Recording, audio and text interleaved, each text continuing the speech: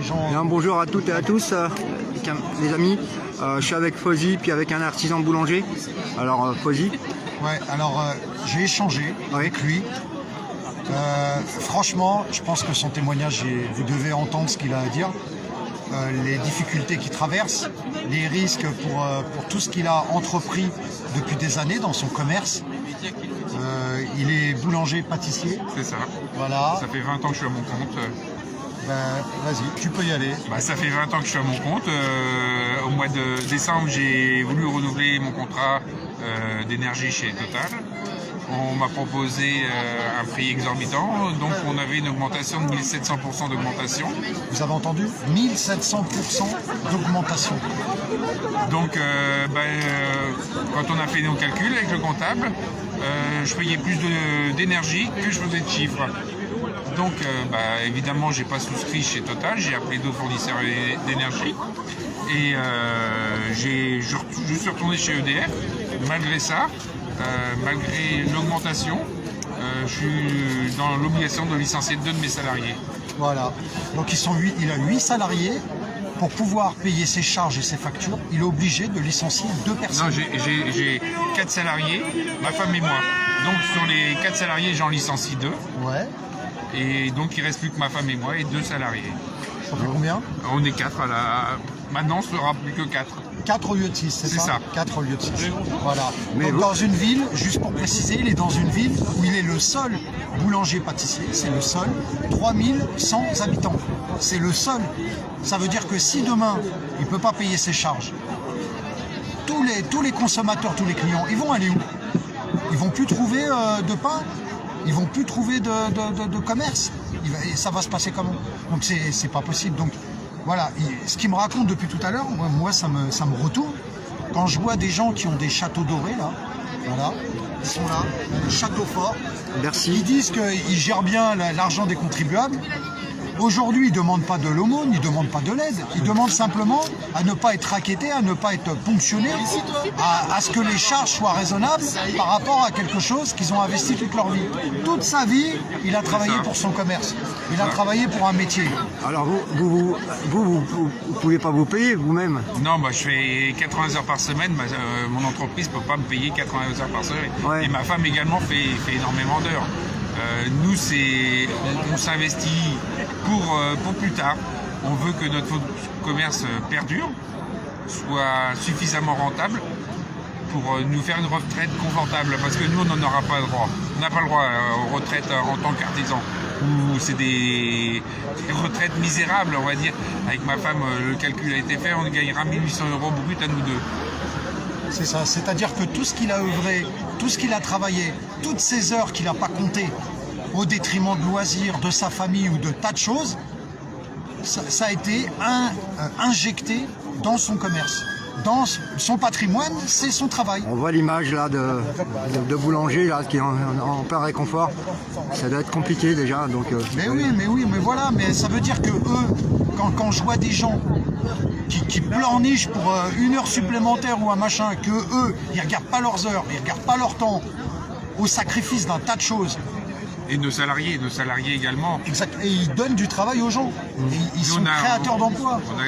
On est un tissu économique. L'artisanat français est un tissu économique. C'est le PIB de la France, on va dire. Exactement. Parce que c'est pas les gens derrière les bureaux qui produisent de la richesse. C'est l'artisanat.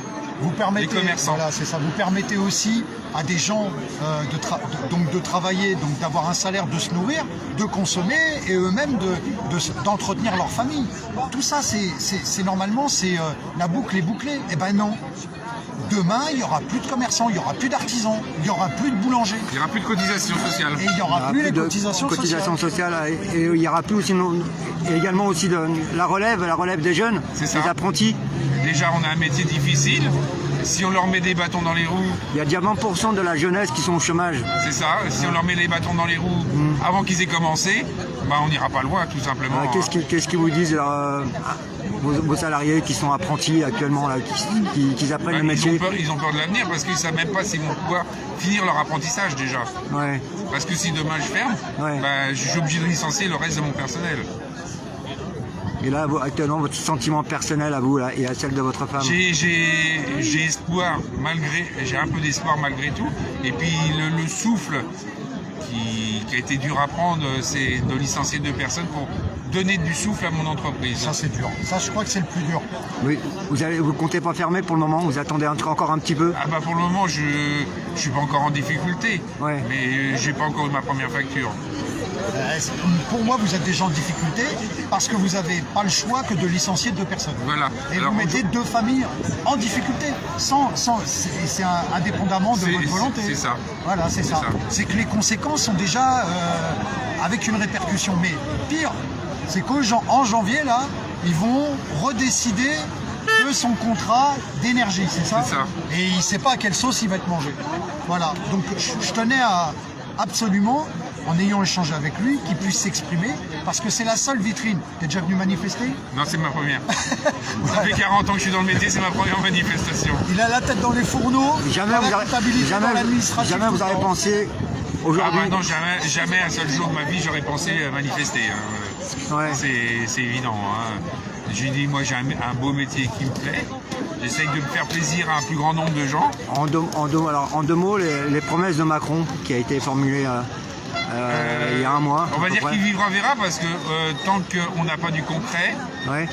et puis les aides c'est bien beau, mais à un moment donné c'est les contribuables qui les payent. Vous finirez par je paye mon aide. Ouais. Je paye mon aide parce que ces aides-là qui nous distribuent, c'est les contribuables qui les payent. Ouais. Donc on va dire je paye mon aide. Nous c'est pas ce qu'on veut, c'est on veut un bouclier. Point. C'est tout. Stop. C'est top. Ouais. C'est tout. Donc Merci. le sourire narquois de M. Bruno Le Maire, qui est Voilà. satisfait des accords qu'il a passés. C'est voilà, Foutage de gueule. c'est ça. Ouais, exactement. Donc voilà. Bon, merci à Fauzi, merci en tout cas. Merci à vous. Bah, je vous souhaite un bon tout courage et un gros soutien. En tout cas, Merci. nous, on est solidaires. Et tu peux rappeler la ville de ta boulangerie? Pommeuse dans le 77 à côté de Coulommiers, En Seine-et-Marne. en Seine-et-Marne. Voilà, en Merci. espérant qu'il puisse perdurer, voilà, et qu'il ne ferme pas, parce que alors sinon, tous les consommateurs ils seront pénalisés. Donc on est tous concernés. Voilà. Merci à vous. Merci encore. Merci. Au revoir. Je vous invite à partager au maximum les amis et je vous retrouve prochainement. Merci à vous. Voilà, c'était un artisan boulanger. Vous avez écouté un petit peu son témoignage. Et voilà, véritablement un gros soutien aux artisans, boulangers, pâtissiers, charcutiers, enfin, tous les petits artisans. Voilà, donc je vous souhaite à tous une très très belle soirée. Merci à vous. De soutenir ou quoi.